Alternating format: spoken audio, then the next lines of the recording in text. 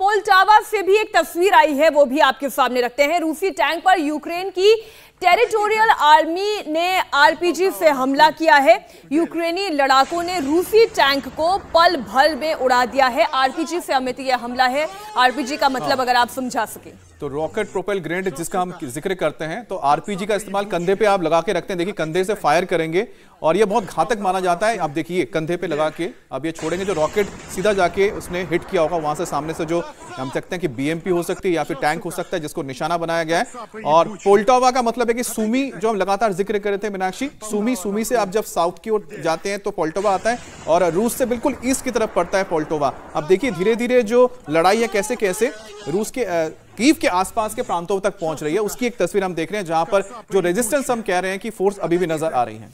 राजधानी कीव से महज 20 किलोमीटर की दूरी पर रूस के जो, अगर हम ये कहें कि वेयर हाउस है, उसे मिसाइल अटैक से तबाह किया गया है। कॉस्मेटिक कंपनी के वेयर हाउस पर मिसाइल गिराई गई है। अब आप ये देखिए, कहने को ये कॉस्मेटिक कंपनी है, लेकिन इस कंपनी का, इस बाजार का भी कोई मार्केट वैल्यू होगी। आज की तारीख में कुछ नहीं बचा यूक्रेन के पास, ना उनकी इकोनॉमी अब कुछ दिखाई देती है, ना उनके बाजार दिखाई देते हैं। चरमरा कर अगर हम ये कहें कि आर्थिक स्थिति इस वक्त यूक्रेन की हो गई है, तो इसमें कोई दो राय नहीं। ये भयावह तस्वीर इस वक्त आप देख रहे हैं। ये कॉस्मेटिक कंपनी है जिसे टारगेट पर लिया है रशियन सेना ने यूक्रेन से। ये बड़ी तस्वीर सामने आ रही है। रूस की सेना कीव की तरफ भी तेजी से आगे बढ़ रही है। एक बड़ी जानकारी, एक बड़ा अपडेट आपके सामने रख दें। रूस के टैंक यूक्रेन की राजधानी कीव की तरफ बढ़ रही है। कीव के बाहर खड़े रूसी टैंकों की अगर हम सेना की बात करें तो 60 किलोमीटर लंबा काफिला है जिसकी सैटेलाइट फुटेज सामने आई है। अभी जो हम तस्वीरें दिखा रहे हैं, जो आप सैटेलाइट इमेज देख रहे हैं, वो आप देखिए 60 किलोमीटर लंबा है। आप पैदल तो ये दूरी तय कर ही नहीं सकते, बहुत लंबी ये दूरी होती है। लेकिन इन तस्वीरों को देख के आप केवल इस बात का अंदाजा लगाएं कि कितनी फोर्स के साथ और कितनी बेधड़क रूसी सेना यूक्रेन की धरती पर मौजूद है। बिल्कुल, तो दो तस्वीरें जो आप देख रहे हैं, इसमें आप एक चीज देखिए, एक हम आपको क्लोज तस्वीरें दिखा रहे हैं कि आखिरकार उस काफिले में है क्या। उस काफिले में आप देखिए कि T-90 टैंक्स नजर आ रहे हैं, उसके साथ उसमें बख्तरबंद गाड़ियां, बीएमपीज नजर आ रही हैं, इन्फेंट्री कॉम्बैट ट्रूप व्हीकल्स नजर आ रहे हैं, लॉजिस्टिक्स की गाड़ियां नजर आ रही है, उनकी कम्युनिकेशंस जो व्हीकल्स है वो नजर आ रहे हैं। इसमें कुछ मिसाइल भी दिख रहे हैं और साथ ही साथ वहां पर जो कंट्रोल सिस्टम है वो भी नजर आ रहा है, सप्लाई लाइन दिख रही है। उसके बाद अब हम आपको ऊंचाई से दिखा रहे हैं, एरियल व्यू दिखा रहे हैं, जिसमें आप समझ सकते हैं ये जो पूरा काफिला है वो 1, 2, 3, 4, 5, 6, 7 या 10 किलोमीटर में नहीं है, पूरा 60 किलोमीटर का लंबा काफिला जिसका जिक्र हम कर रहे थे। अब वो धीरे धीरे धीरे कीव की ओर बढ़ता हुआ जा रहा है। और ये जो काफिला आपको बता दें जो आया है, ये आया है बेलारूस एक्सिस से, यानी कि जो 4 एक्सिस खोले हैं उसमें से एक बेलारूस एक्सिस है जो पहला था जहां से ये दाखिल हुए थे और वो कीव की ओर बढ़ते हुए जा रहे हैं। मिसाल के तौर पर कल हम ये चर्चा कर रहे थे, ये उतना ही लंबा काफिला है। अगर आप ये सोचें आपने अक्षरधाम से लेकर मेरठ तक का सफर तय करना हो, या आपने नोएडा से लेकर अगर रोहतक तक का सफर तय करना हो, तो उतना ही समय जो है लगेगा। 60 किलोमीटर की दूरी, अब आप इस सैटेलाइट इमेज से आप अंदाजा लगा लें। जो दो एग्जाम्पल हमने आपके सामने रखे, यूक्रेन की राजधानी कीव के पास रूस का हमला जारी है। रूस ने कई इलाकों में बमबारी की है, कई इमारतों से आग निकलती दिखाई दे रही है। आग बुझाने के लिए फायर फाइटर्स की टीम भी काम पर लगी हुई है। रूस के हमले के बाद बर्बादी का मंजर साफ दिखाई दे रहा है। कुछ तस्वीरें कीव के पास से आ रही हैं, कुछ तस्वीरें हमने आपको चेरनीहिव से दिखाई। इस वक्त जो तस्वीर आप देख रहे हैं, कीव के पास जो मिसाइल अटैक हुआ है उसके बाद जो बर्बादी हुई है वो आप देख रहे हैं। तो ये कीव के पास की तस्वीर देख रहे हैं, क्योंकि कीव पर जो अभी हमला होने जा रहा है उससे पहले की तस्वीर आप यहां देखिए, किस तरह से कुछ इमारतों को निशाना बनाया गया है। और आपको लगातार ये लग रहा होगा कि आखिरकार ये जो मकान या फिर ये जो बिल्डिंग्स दिख रहे हैं वो रेजिडेंशियल लग रहे हैं, लेकिन इसकी सबसे बड़ी वजह आपको ये बता दें, क्योंकि जो रेजिस्टेंस इस वक्त आ रहा है रूस को जो मिल रहा है वो इन्हीं इलाकों से आ रहा है। और जब उनको इंटेल मिलता है कि कुछ रेजिस्टेंस फोर्सेस इस जगह पर मौजूद है या फिर उन्होंने यहां पर कुछ अपने हथियार डंप करके रखे, तब उन बिल्डिंग्स को निशाना बनाया जा रहा है।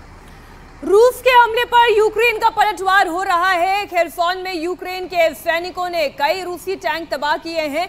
अभी थोड़ी देर पहले एक तस्वीर हमने आपको दिखाई जहां पर 5 कतारबद्ध जो बख्तरबंद गाड़ियां थी उसे टारगेट किया गया। अब खेरसौन की एक तस्वीर आपको दिखा रहे हैं। खेरसौन वो इलाका जिसके मेयर ने कल खुद ये दावा किया था कि ये इलाका, यहाँ के एडमिनिस्ट्रेटिव ब्लॉक्स, बिल्डिंग्स जो हैं अब वो रूसी सेना के कब्जे में हैं। लेकिन अब उसी खेरसौन की एक तस्वीर आप और देखें, रूस के जले हुए टैंक भी दिखाई दे रहे हैं। अब देखिए दो बातें हो सकती है इसमें भी जनरल सोई। पहला तो ये कि जब कब्जे की लड़ाई चल रही थी उसी के दौरान कुछ प्रतिघात जो हुआ उसमें रूस को ये नुकसान पहुंचा, और दूसरी बात ये कि एक बार फिर से यूक्रेनी सेना हो सकता है कोशिश कर रही हो इसे टेक ओवर करने की, रिकैप्चर करने की। हाँ, इसमें दोनों चीजें। एक तो आप देखिए सबसे पहले जो इमेजेस आ रही हैं वो हमारे पास यूक्रेन की तरफ से आ रही हैं कि रूस के टैंकों की बर्बादी और यूक्रेन के सिविल एरिया की बर्बादी। यूक्रेन के डिफेंस इंस्टॉलेशन का डिस्ट्रक्शन का कोई इमेज हमारे पास नहीं आ रहा है।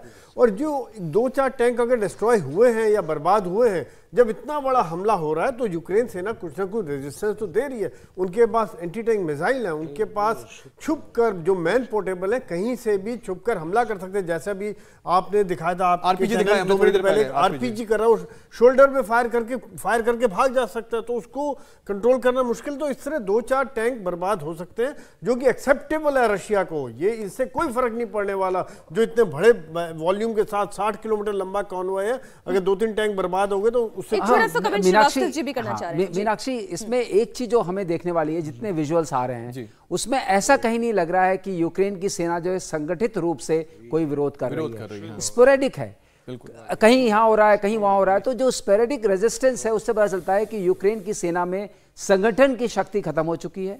और अब वो इस प्रोफेशनलिज्म के मामले में वो रूस की सेना के सामने कहां टिक पाएगी? तो उतने उनके पास उतने साधन नहीं रह गए, संसाधन नहीं रह गए। बिल्कुल सही बात है।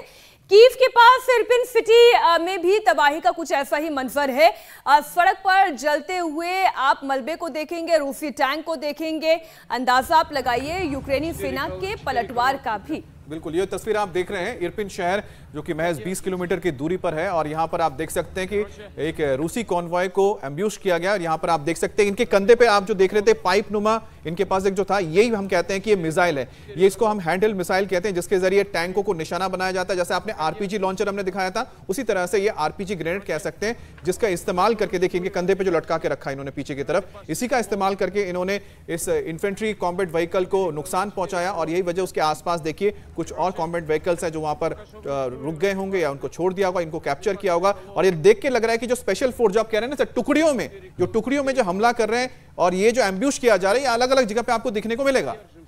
और यूक्रेन और रूस के बीच जारी युद्ध में दुनिया का सबसे बड़ा विमान तबाह हुआ है। जी हां, रशिया ने कीव के गोस्टमोल हवाई अड्डे पर जोरदार हमला बोला, जिसमें यूक्रेन के एंटोनोव AN-225 कार्गो प्लेन को जलाकर खाक कर दिया गया, जिसकी तस्वीरें इस वक्त आप देख रहे हैं।